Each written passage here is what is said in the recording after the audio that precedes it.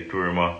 Faça um excepcional dia. Você está adentrando ao nosso encontro diário, o Café com Black, né? Independente de ser feriado ou não, no day offs. E para mim é preto na folhinha da mesma forma. E vamos prosseguir com o ensinamento, transmitindo aí com vocês a sabedoria milenar. Atos, né? 14º capítulo.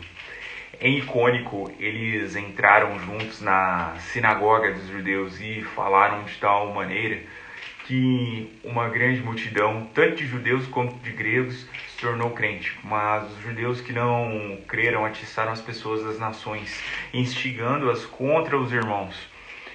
Portanto, Paulo e Barnabé passaram bastante tempo falando corajosamente com a autoridade de Jeová, e ele confirmava a mensagem sobre a bondade merecida, concedendo com que ocorressem sinais de milagres por meio deles. No entanto, a multidão da cidade que estava dividida, alguns eram a favor dos judeus e outros a favor dos apóstolos.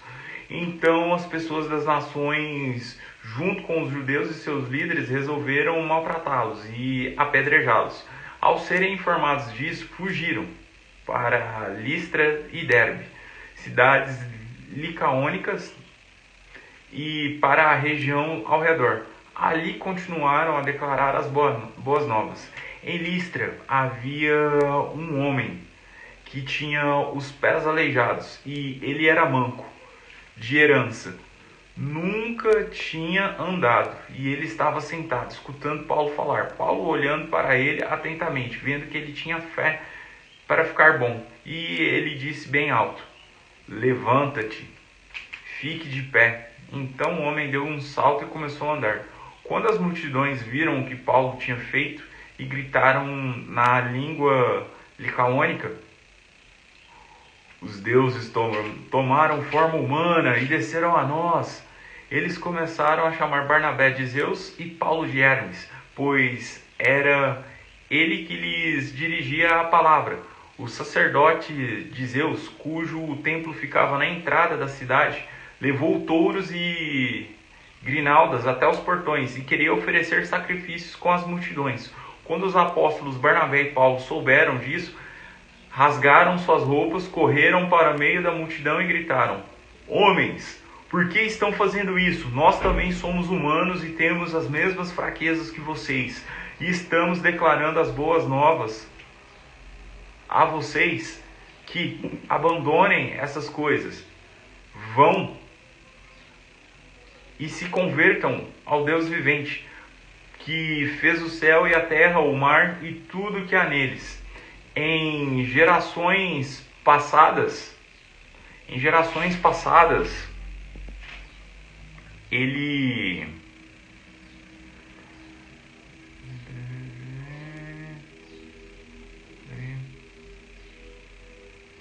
permitiu que todas as nações andassem nos seus próprios caminhos, embora não tenham deixado de dar testemunho de si mesmo, pois demonstrou a bondade, dando-lhes chuva dos céus nas épocas de colheita abundante, satisfazendo-os com alimentos e enchendo o seu coração de alegria.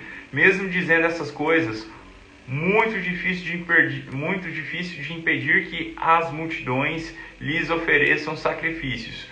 Mas chegaram os judeus da Antioquia e do Icônico, que persuadiram as multidões. Então apedrejaram Paulo e o arrastaram para fora da cidade, imaginando que ele estivesse morto. No entanto, quando os discípulos se juntaram em volta dele, ele se levantou e entrou na cidade. No dia seguinte, partiu com Barnabé para Derbe.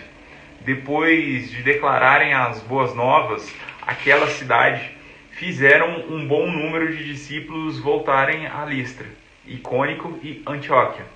Ali fortaleceram os discípulos, encorajando-os a permanecer na fé, dizendo-lhes: "Temos de passar por muitas dificuldades para entrar no reino de Deus." Além disso, designaram anciões para eles em cada congregação, fazendo orações e jejuando, e os entregaram aos cuidados de Jeová. em que tinham passado a crer. Então passaram pela Písia e entraram na Panfilha, e depois de proclamar a palavra em Perge, desceram para Atália, dali navegaram para Antioquia, onde haviam sido entregues à bondade merecida de Deus para a obra que agora tinha completado.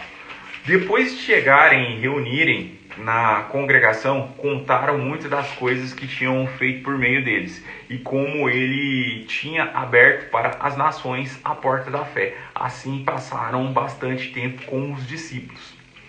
É isso aí, meus consagrados. Vocês que estão chegando agora, Júnior, Rosângela, já deixem o like de vocês, manda esse aviãozinho aí pra turma. E cara, no 14º capítulo, o que vemos aqui? Paulo e Barnabé estavam circulando, né?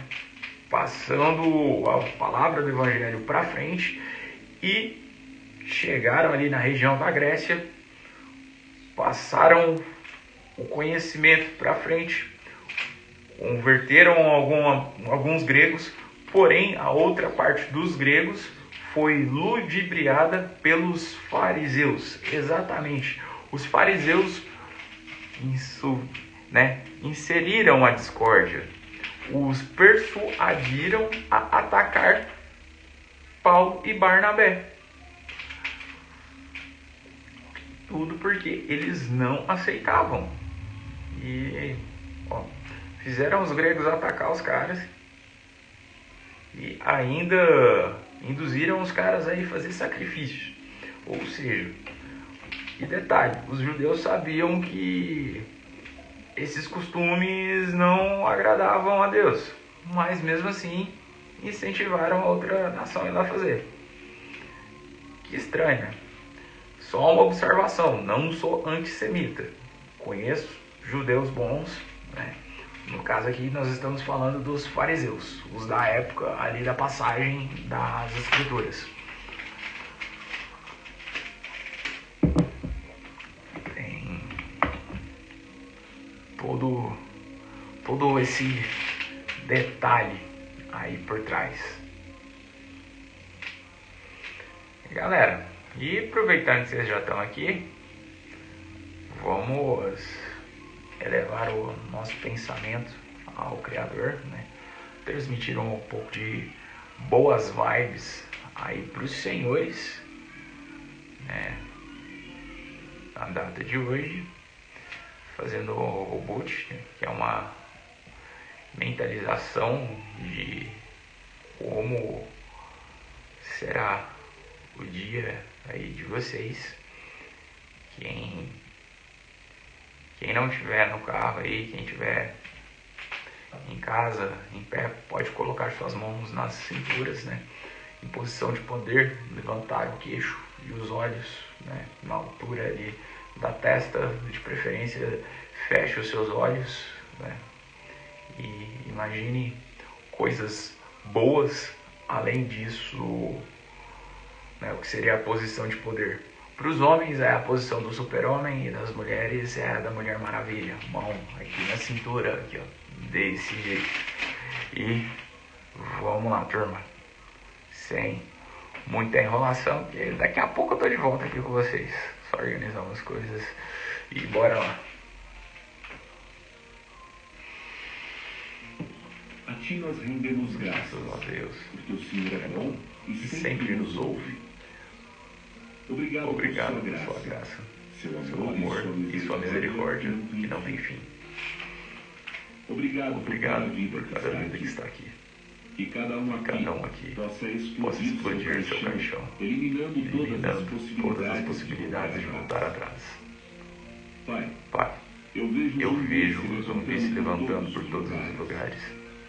Vejo pessoas com uma luz absurda saindo e transmitindo energia do alto de dentro desses caixões. Essa geração não está contabilizada como a geração covarde. Essa geração é a mais brava de todos os tempos. Essa é a geração dos trabalhadores da última hora. Comece a mentalizar agora. E do outro lado, você pegar essa violência e deixa você não para agredir ninguém, não, mas para você tracionar, para você fazer acontecer, para prosperar como nunca antes. Sim, pessoas vão ficar decepcionadas com você. Isso é como alguém abrir uma algema. Você não vai mais agradar ninguém. Vai decepcionar todo mundo. E vai assumir o controle da sua vida. Assim você vai passar para o próximo passo, que é governar a si mesmo. E tudo que você colocar as mãos e os pés, ninguém mais te controla. Você não precisa ficar fingindo e agradando ninguém. As pessoas sabem o que você carrega dentro de você e a pressão que você tem. Respira bem fundo. Respira fundo. Fala assim: eu vou explodir esse caixão. Eu vou pegar todas as instruções para ter uma vida abundante e transbordante. Esfrega as mãos. Esfreguem suas mãos e fala assim: já é. Já é. E nesse momento aí agora, você vai fazer suas mentalizações e as suas palavras de comando do que você deseja hoje, exatamente nessa quinta-feira, 7 de setembro. Como que vai ser o seu dia, meu amigo? Mentaliza aí e declara isso. Declara para os céus ouvirem, a terra ouvir, o inferno ouvir, todos ouvirem o que você vai fazer de bom, meu camarada. Qual será seu próximo passo? Determine, declare, profetize amor, profetize boas energias, profetize autoconfiança, profetizo a todos vocês um extraordinário final de semana, um extraordinário feriado, que vocês possam fazer um almoço em família, com os amigos, com quem vocês amam, tudo de bom hoje, amanhã e sempre. Eu me conecto à fonte, eu me conecto direto ao Pai, meus amigos. Obrigado e valeu, turma.